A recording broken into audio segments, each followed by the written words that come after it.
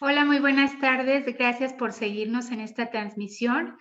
Pues a nombre del Museo Nacional de los Ferrocarriles Mexicanos, les doy la más cordial bienvenida al programa de charlas de cine y ferrocarril. Y bueno, hoy tenemos una invitada de honor, de verdad, la maestra Gloria Tirado Villegas. Está también con nosotros Enrique Moreno, que es el curador y el responsable de nuestro programa de cine en el museo.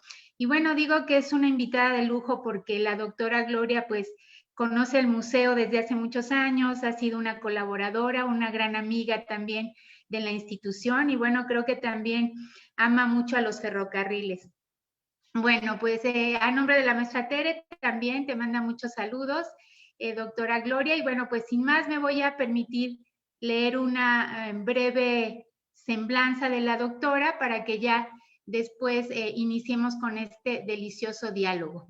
Bueno, la doctora Gloria Tirado Villegas es historiadora por la UNAM, es investigadora en el posgrado del Instituto de Ciencias Sociales y Humanidades Alfonso Vélez Pliego de la UAP, es integrante del Sistema Nacional de Investigadores Nivel 2 y del Padrón de Investigadores de la DIEP Benemérita Universidad Autónoma de Puebla. Ella pertenece al cuerpo académico 331, Historia de las Prácticas Políticas, Género e Identidad, de la Facultad de Filosofía y Letras de la UAP.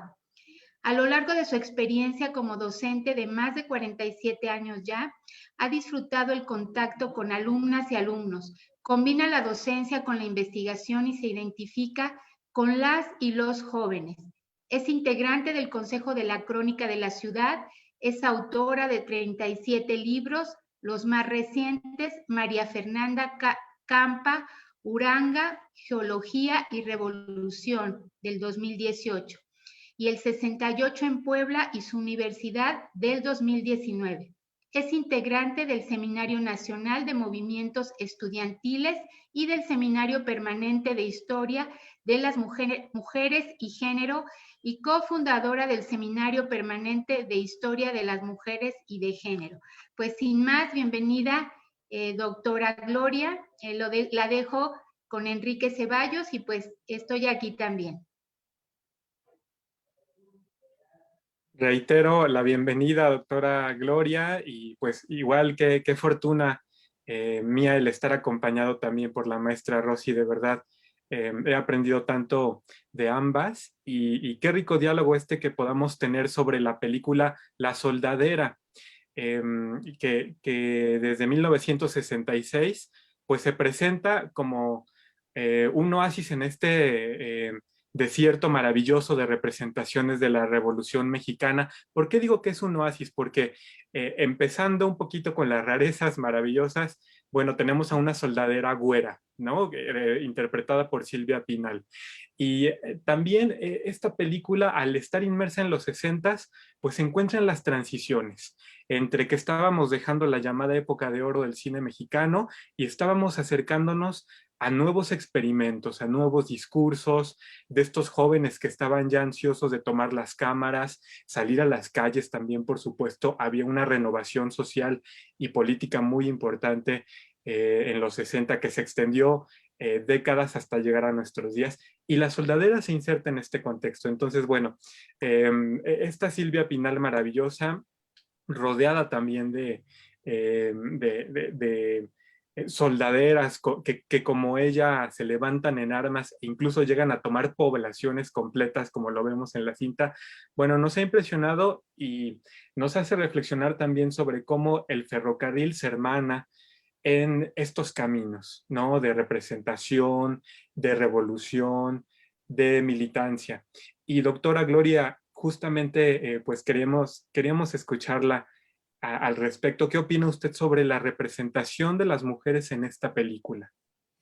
Me parece una película interesante, no la conocía, ¿eh? Muchas gracias por invitarme a verla, porque me pareció muy interesante, porque si bien están en un cine de transición, todavía la representación de las soldaderas es como un estereotipo. En ese sentido, el director precisamente en este papel que hace Silvia Pinal, pues sale de ese estereotipo porque es una mujer güerita que viene de otro medio, ¿sí? Y que justamente sufre ahí al ser recién casada, ¿no? Entonces las tropas se las llevan y las suben al ferrocarril, pero en diferentes lugares, tanto al esposo como a ella, ¿no? Entonces, parte de esta representación es realmente lo que tenemos respecto a las soldaderas, que es lo que más se ha trabajado en el cine, ¿verdad? Las soldaderas que van a la revolución. Pero esta representación que está en las fotografías de los hermanos Casasola, me parece muy bien llevada a la pantalla, donde las mujeres juegan su rol. Las soldaderas juegan un rol especial que son, en primer lugar, porque van a asistir a las tropas, ¿no? O sea, les van a llevar de comer. Entonces hay unas escenas que hacen que nos imaginemos, ¿verdad? Lo que es cargar un metate y subirse al ferrocarril, como quienes hemos agarrado un metate, yo no sé moler el metate, pero pesan, ¿no? Porque es pura piedra. Subirse al ferrocarril, llevar sus jarros, sus cazuelas, como está en las fotografías de los Casasola, son fantásticas y aquí las vemos, ¿no? Que suben con todos los enseres con los cuales les van a hacer de comer a las tropas.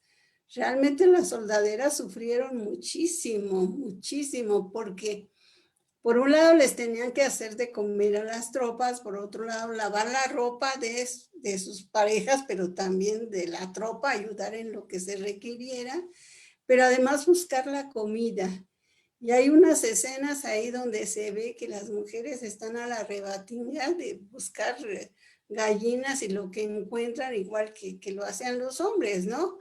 Que llegaban a las poblaciones y robaban lo que encontraban para hacer la comida, ¿no? Y dentro de esto, esta mujer Lázara, ¿no?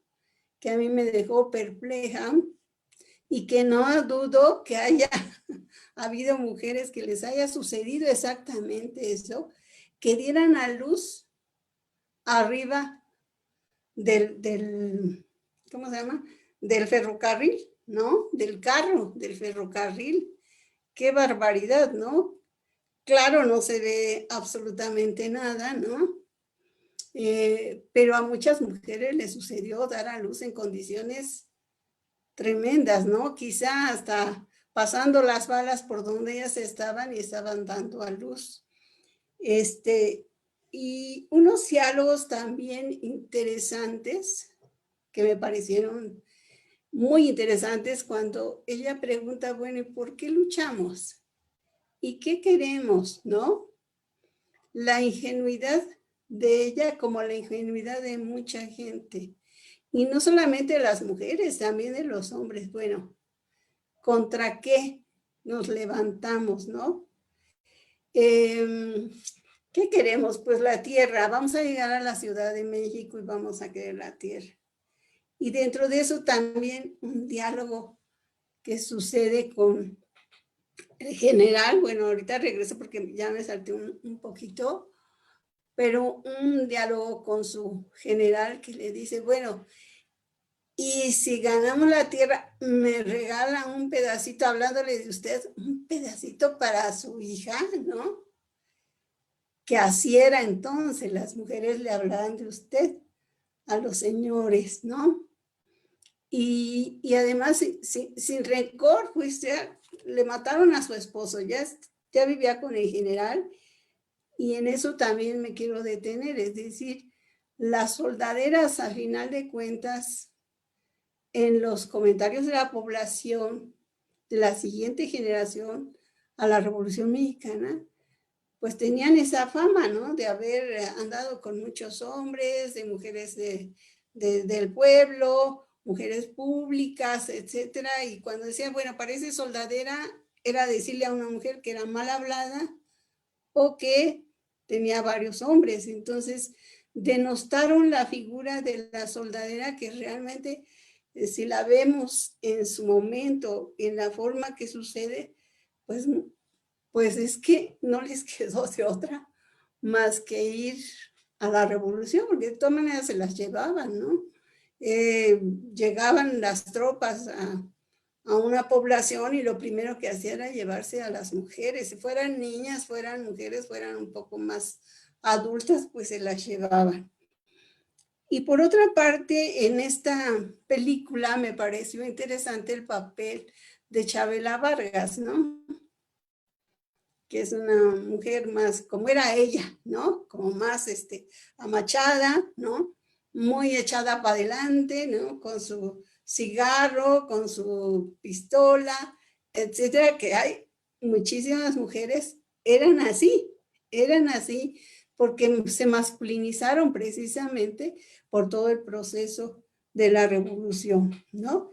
Y no solamente eso, sino algunas mujeres se volvieron transgénero, ¿no? O sea, se vestían de hombre, pues también para protegerse de que no las violentaran, no las violaran, y entonces iban vestidas de hombre.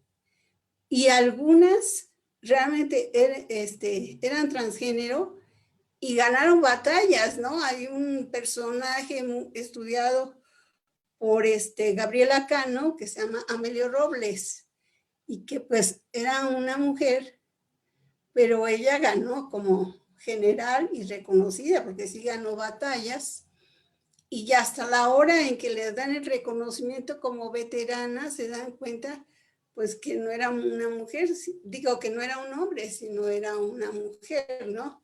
Afortunadamente no le retiraron el reconocimiento, pero sí fue una sorpresa, ¿no?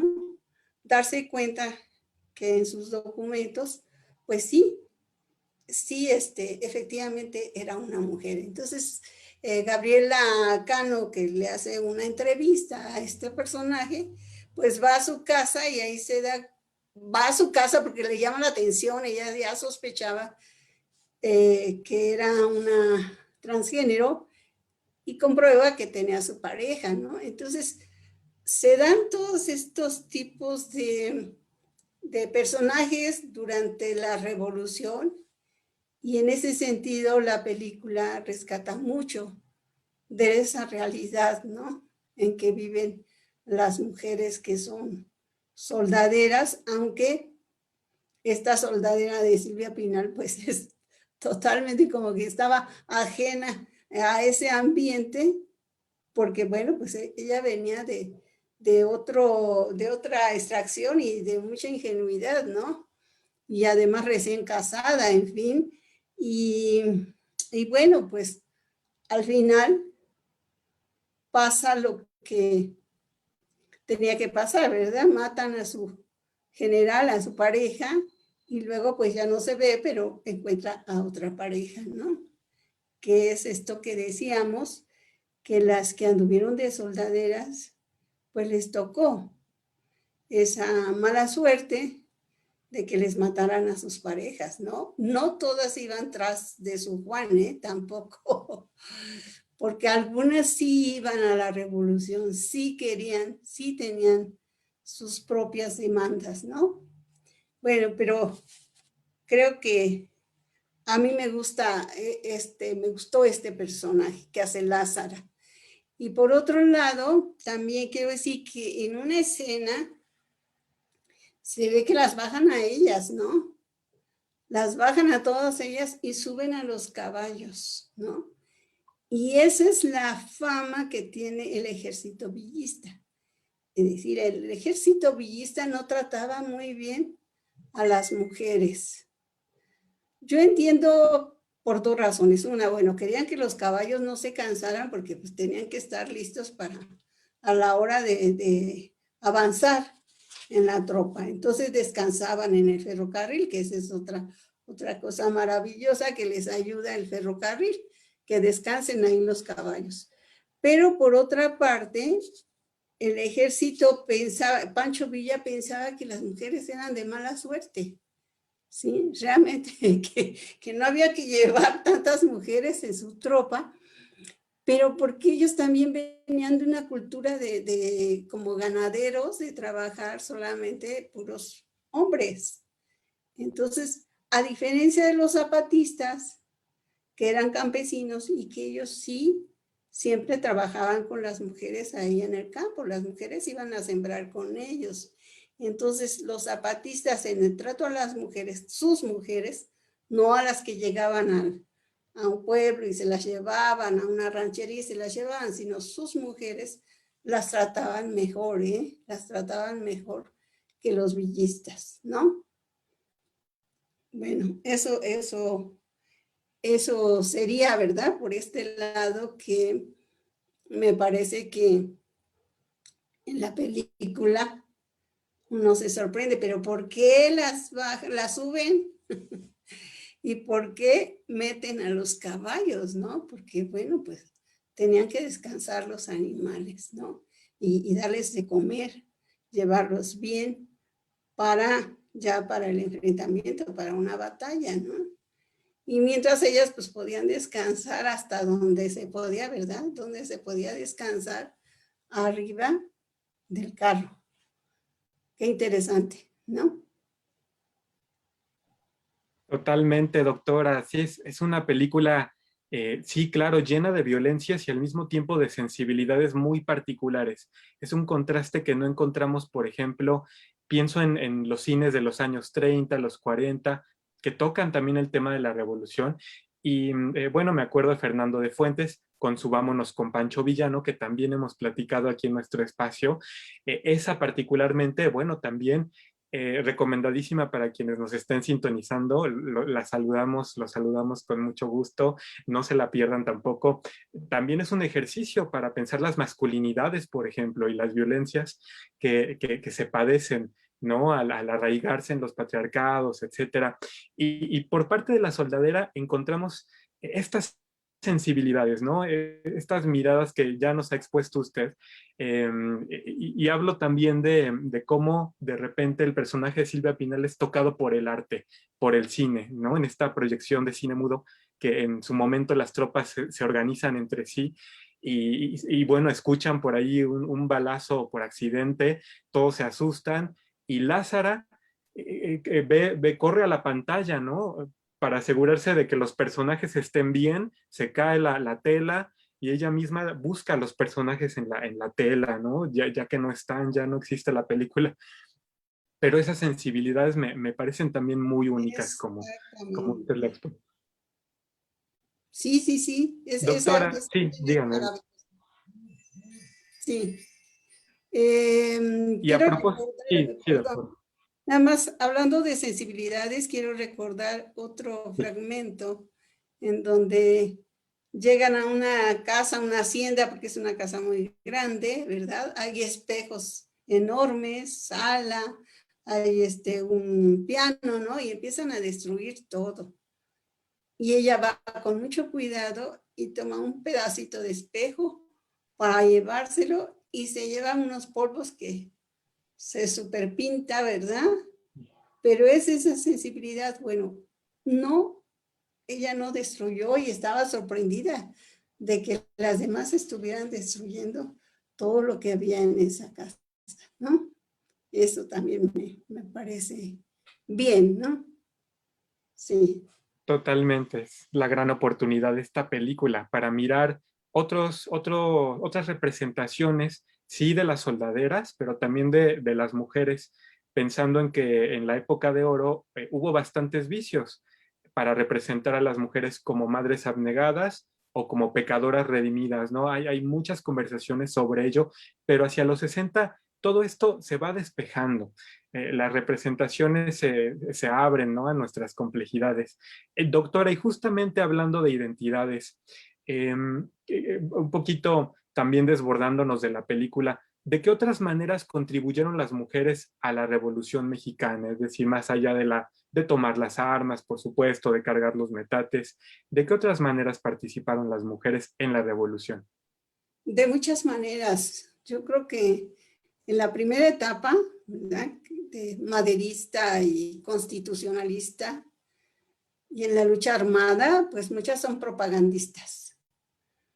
sobre todo las profesoras, las maestras, que son las letradas en aquella época. Y ellas son las que hacen toda la propaganda y la distribuyen, ¿no? Bueno, ya sabemos de la Cerdán, de las hermanas Narváez, pero en general las maestras participan mucho en esta como propagandistas.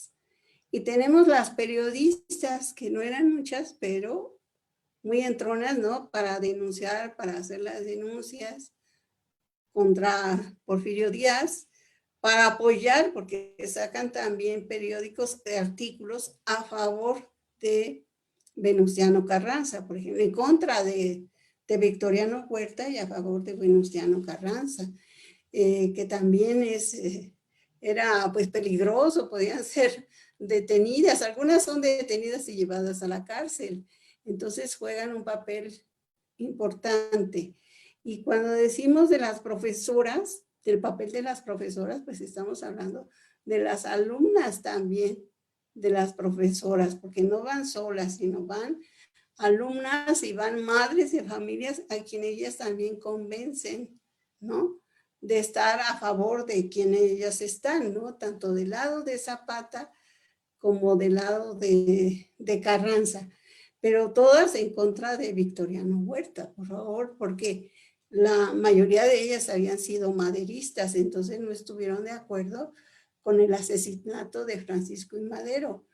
Entonces hacen un trabajo excelente, además de ellas decía, bueno, también las feministas, o sea, había mujeres periodistas, pero feministas ya, esencialmente, que no eran muchas, pero tenían digamos, sus aportaciones o seguidoras. ¿Por qué? Porque venían luchando por la igualdad de salarios, por ejemplo. Eso es algo importante que se da. Es decir, hay huelgas de obreras, de costureras, de las cigarreritas, y estas huelgas es por el aumento de salario igual al de los hombres, porque había una asimetría muy grande. Entonces, ¿quiénes son las que escriben a favor? Las que escriben a favor son periodistas y periodistas feministas que están a favor de la igualdad de salarios, pero también que están a favor de que las mujeres tengan acceso a la educación, porque bueno, si había un analfabetismo muy alto en esa época, pues mucho más, era todavía más alto el número de analfabetas mujeres. Y ellas pensaban que las mujeres al ir a la escuela podrían tener una mejor situación, ¿no? Y ganarse la vida de otra manera. Así que el papel de las feministas, pues es muy importante, que repito, no eran muchas, pero ahí tenemos un gran personaje que es Hermila Galindo, ¿verdad?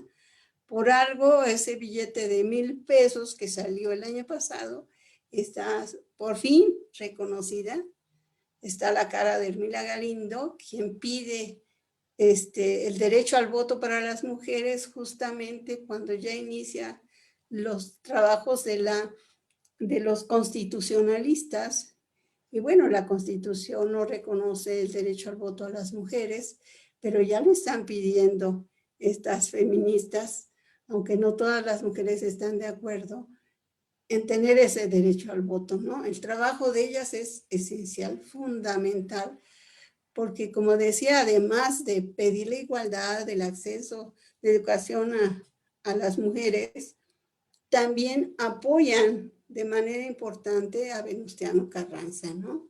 Y escriben, de hecho, Hermila Galindo se convierte en una difusora, ¿no? De la doctrina Carranza, y escribe varios artículos precisamente planteando la doctrina Carranza, que durante un tiempo dijeron, ¿verdad? En la historiografía, que las primeras décadas después de la Revolución Mexicana, en esas primeras décadas, quienes escriben son los que participaron en la Revolución Mexicana, pues no reconocen a Hermila Galindo, pero con el tiempo se ha reconocido el gran papel que ella tuvo, tan relevante, junto con otras mujeres.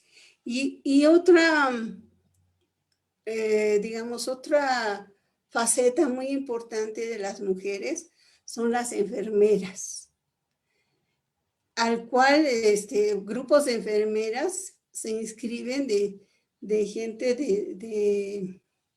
digamos, de clase media, algunas profesoras, pero algunas aprenden en la práctica el trabajo de enfermería, ¿no? Se forman grupos como el de la Cruz Blanca, ¿verdad? Lo forma Carmen Cerdán también aquí en Puebla, se suscribe a otro grupo que había, la Cruz Azul, en fin, también hay muchas enfermeras que participan. Es decir, y ahí el ferrocarril juega un papel importantísimo, porque los ferrocarriles llevaban un carro, ¿verdad?, dedicado como hospital. Y bueno, varias mujeres iban ahí trabajando con los médicos para atender a los que estaban heridos de bala, etcétera, ¿no? Y también no siempre encontraban, no tenían todos los medicamentos indispensables para atender a los enfermos. Pero es indudablemente el papel de las enfermeras es muy importante. ¿Sí?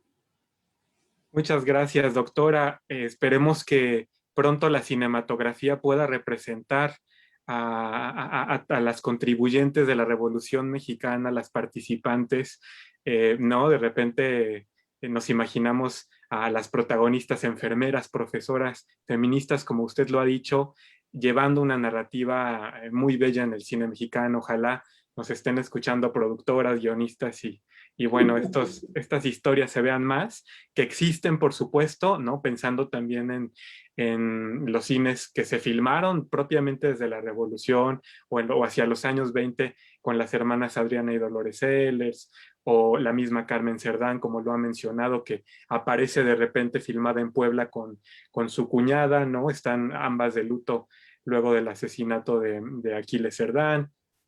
En fin, pero bueno, doctora, ha sido un diálogo enriquecedor. Y bueno, una última pregunta sería justamente pensando en el ferrocarril, ya concretamente, ¿cuál cree usted que es la importancia que tiene el ferrocarril en la película La Soldadera? Súper, es central, el ferrocarril es central porque desde que inicia la película y se suben en esa estación, ya en la estación Bernal, pues desde ahí ya es como un protagonista el ferrocarril. Y todo el tiempo van haciendo el viaje, bajan, caminan, una parte van caminando y luego vuelven a subir a otro ferrocarril, ¿no? No sé, no sé si sea el mismo, ¿no? De repente vi el número de la máquina y de repente dije, bueno, será el mismo, ¿no? Porque caminan tramos, ¿no? Pero el ferrocarril juega un papel importantísimo, no solamente para el traslado de las tropas, para el traslado también de los caballos, de los animales, el traslado de los enseres que llevan estas mujeres, ¿no? Enseres para hacer de comer, petates también, de repente se ven así los petates que llevan, dónde se van a dormir, dónde se van a acostar, en fin, yo no sé cómo le hacían, porque en la realidad así era, ¿no? Llevar tantas cosas para estar en la guerra. Entonces, las tomas me encantaron, ¿eh? Las tomas que hicieron del ferrocarril son muy bonitas porque se ve, lo toman, bueno, cuando inicia y hay varios momentos en que se ve todo el ferrocarril, el humo, la máquina, el sonido, pues no sé si lo hicieron con una cámara, con dos cámaras, no sé, en ese año, en esos años de los 60, técnicamente cómo lo harían, pero las tomas son muy bonitas, ¿no? Porque aunque sea en blanco y negro, se ven maravillosas, ¿no? Se ven maravillosas. Y de momento, pues se ve cómo va caminando y uno va viendo cómo se va alejando también el ferrocarril.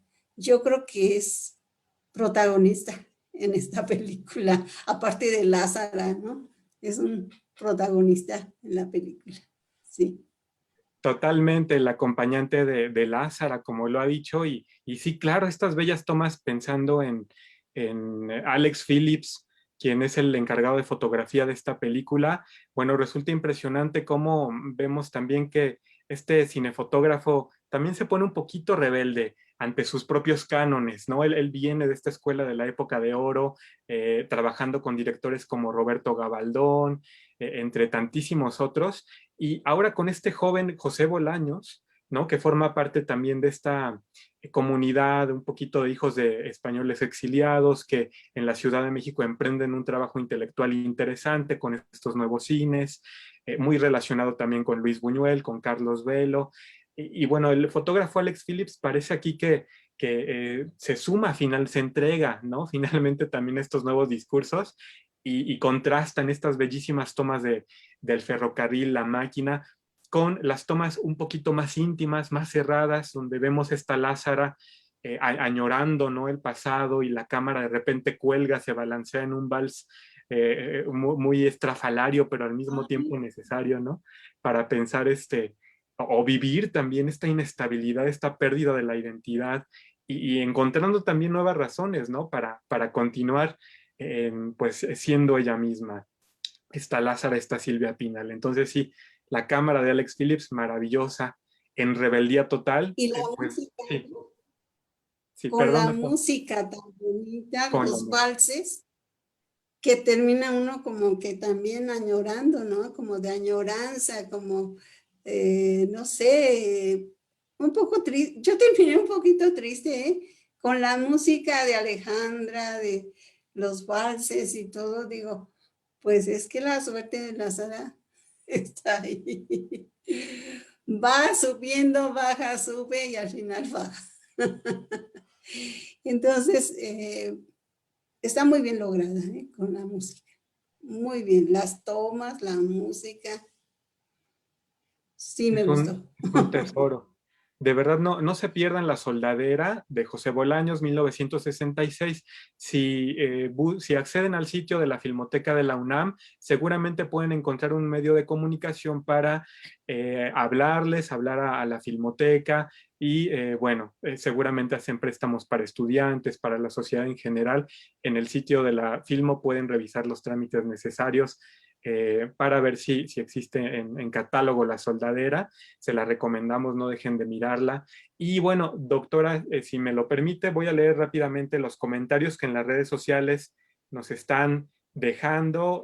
Beto Paz nos dice: gracias por la conferencia. Desde Guadalajara nos saluda Beto Paz, también le saludamos. Anita Recoder dice: La Soldadera es una gran película mexicana que sin duda refleja el papel de la mujer, como bien lo comenta la doctora Tirado. Es el retrato también de mujeres transgénero, de mujeres que lucharon al lado de sus esposos, pero también de mujeres que se subieron al tren por la convicción propia de apoyar al movimiento. Gracias a Anita Recoder, le mandamos un gran abrazo. José Antonio Ruiz Jarquín, Toño, nos dice: felicidades a la doctora Tirado, siempre tan gentil, nos comparte sus reflexiones. Es una aliada y amiga del museo desde siempre. No olvidemos la excelente exposición del Trenecito de Rodrigo Moya, imágenes del rodaje de la película La Soldadera, que se expuso en el Museo Nacional de los Ferrocarriles Mexicanos. También saludamos mucho a Toño, quien, bueno, siempre con esta gran curaduría en las exposiciones y su conocimiento en historia, bueno, también seguramente puede conversar mucho sobre La Soldadera. Ceci Ramírez nos dice: el Museo de los Ferrocarriles tiene tanto para darnos. La historia de los trenes cruza nuestra vida reciente. Gracias por seguir difundiendo. Gracias, Ceci Ramírez. Les mandamos muchos saludos a todas y a todos quienes nos comentan, y le agradecemos también, doctora, nos sumamos aquí, Rosy y un servidor, pues a la gratitud. Ay, muchas gracias. Muchas gracias por haberme invitado, ¿eh? Estuve muy, muy contenta, y saludos a Toño, por supuesto, a todos los que trabajan en el museo. Muchas gracias, Rosy. Gracias, Al Enrique. contrario, doctora, es un placer siempre escucharla, de verdad. Y como decía Toño, y lo dije en un inicio, usted es una amiga del museo que admiramos muchísimo. Y bueno, pues comentar que sigan nuestras transmisiones. Todo este mes lo hemos dedicado a festejar el Día Internacional de las Mujeres, no solo un día, todo el mes, y hay que recordarlo todo el año. Entonces, pues seguimos con las actividades. Quique, tú nos dices qué viene, qué nos espera. Claro, Rosy, pues continuamos con las historias de cine y ferrocarril. Estas son nuestras charlas. También van a encontrar historias de cine y ferrocarril en las redes sociales del Museo Nacional de los Ferrocarriles Mexicanos. En Facebook no dejen de seguirnos, en Instagram también. Y bueno, este mes estamos hablando sobre las viajeras del tren en la filmografía mexicana y nos hemos estado acordando, claro, hoy hablamos de Lázara, le dimos su lugar especial, la Lázara de Silvia Pinal, en La Soldadera, hablamos de Pina Pellicer en Días de Otoño, por supuesto, con Roberto Gabaldón, entre muchas otras viajeras de la filmografía nacional. No se lo pierdan, de verdad. Y pues siempre agradecidos aquí de poder platicar, hablar sobre cine. Gracias. Muchas gracias. Con esto pues nos despedimos de la transmisión y los invitamos para que nos sigan en redes sociales como Museo Nacional de los Ferrocarriles Mexicanos, también en Instagram y en Twitter, porque tenemos todavía muchas sorpresas para lo que nos resta del mes. Muchas gracias. Gracias, doctora Tirado. Nos vemos, nos vemos.